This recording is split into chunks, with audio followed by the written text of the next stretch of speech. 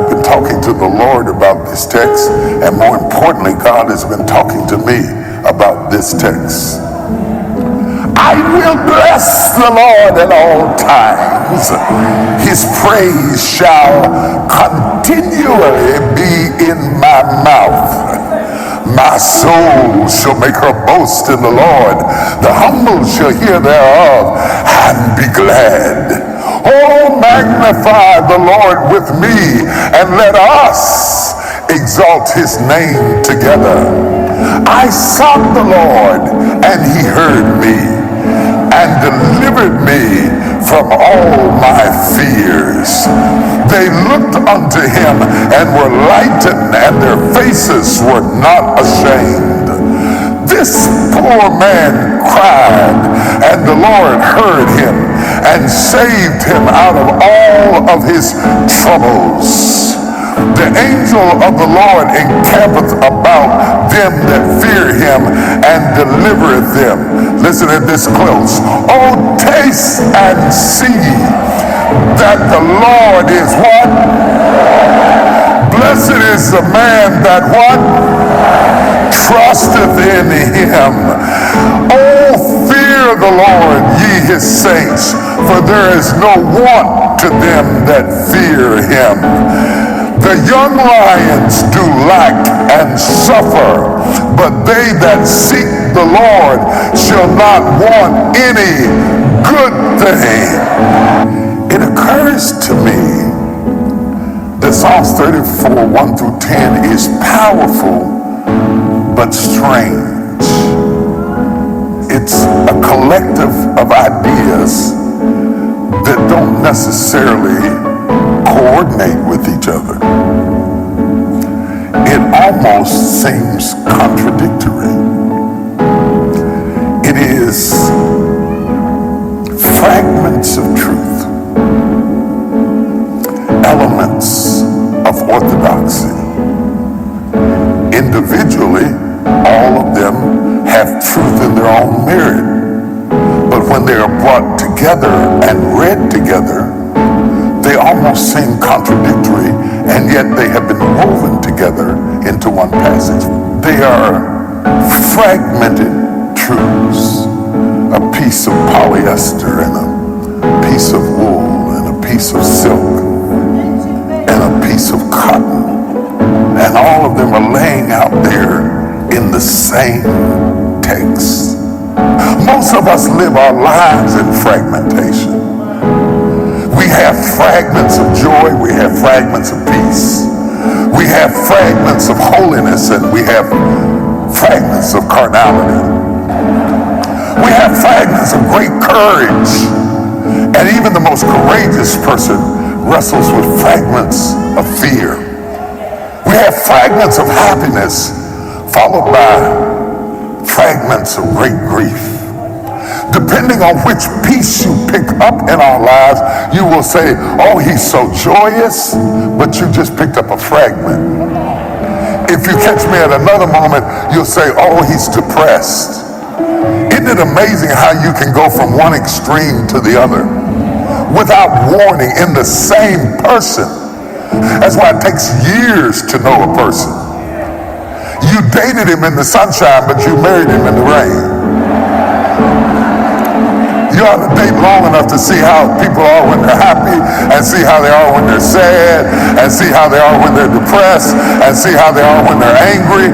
I don't want to date anybody I haven't seen mad. Because some of the nicest people can turn into a gorilla when they get angry and shock you. And you would never believe that that you married a tarantula. Like people's personality, life is fragmented. It's a little bit of this and a little bit of that and a little bit of the other and a little bit of the other that doesn't even go together. And some of us get stressed out because the pieces don't match. They don't go together. You can't even explain yourself, because when people ask you how you are, you would sound schizophrenic if you answer. Somebody called me the other day and said, how do you feel about it? I said, I'm happy and nervous and glad and sad and scared and excited and adventurous and intimidated and vulnerable and victorious, and all of it at the same time. All of that stuff conglomerated into one place. The feeling of this text is so discombobulated, discoordinated, not synergized. If you submitted this text to an English class, they would mark it all up because the thoughts are frayed. There are so many people sitting in this room right now whose thoughts are frayed. A little bit of polyester, a little bit of wool, a little bit of silk, and a little bit of cotton. And you're complicated. Because when you present yourself, the pieces don't go together. How many people are honest enough to admit to yourself that the pieces of you don't go together? I put on my shoes. I put on my left shoe first because my left shoe is just a wee bit bigger than my right foot. And so if it's good on the left, it's going to be good on the right because they don't match. They don't go together. And just like my body looks like it doesn't match, sometimes my personality doesn't match. How can David love God so much that he's dancing on the mountaintops, writing poetry to God and singing songs, and then turn around this poetic person who is such a left-brain creative individual can turn around and get so mad that he cut off 100 foreskins and threw them down at Saul's feet? Extremes. Was he bipolar? I don't know. I'm not a psychiatrist. I can't diagnose his behavior, but it doesn't match up how David could be so committed in one area and then be on the rooftop looking over at Bathsheba talking about, Lord have mercy. How he could care for lambs and fight lions for lambs and do all of these wonderful things and be so kind and so caring at one moment and then be so vicious and cunning at another is beyond me. But such is life. Such is life. If I presented this text to an English scholar, they would give me an E. Because there's no synchronization of thought.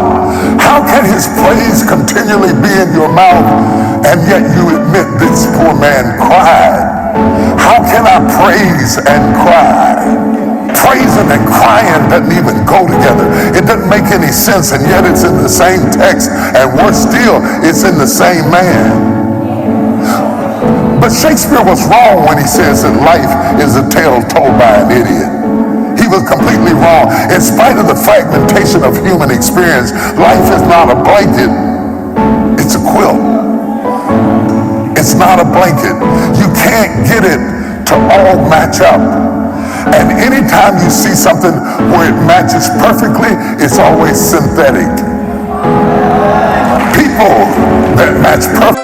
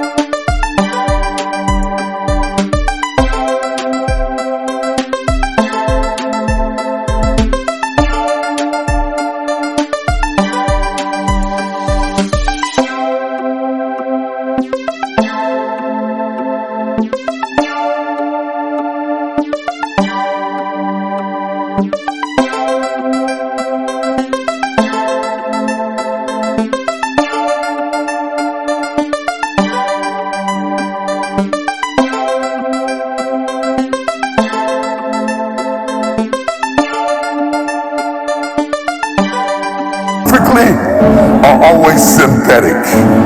Anytime everything lined out just the way it's supposed to be and there is no mar and there is no fluctuation and there is no deviation, run. This Psalms is not born from a moment of great faith, nor is it a moment whereby David's destiny is unfolding. Quite the contrary. Instead, hidden between The admonishment to bless the Lord and admonish us to praise him is emotional chaos.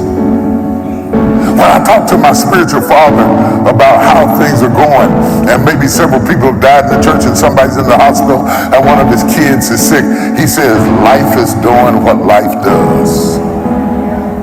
Jerking you around from praise to prayer,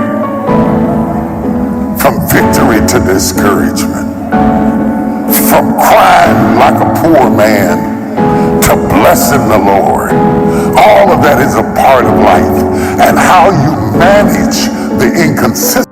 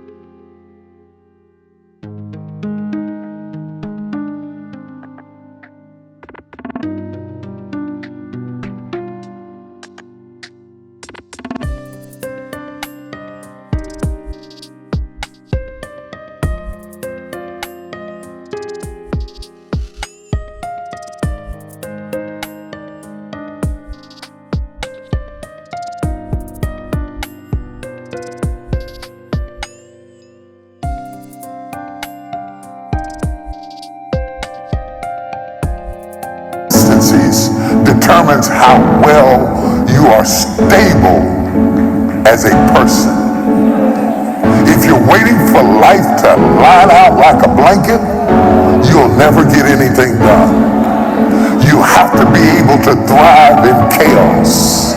You have to be able to deal with the confusion. You have to understand that you're always going to be a quilt, but that doesn't mean that it can't be stitched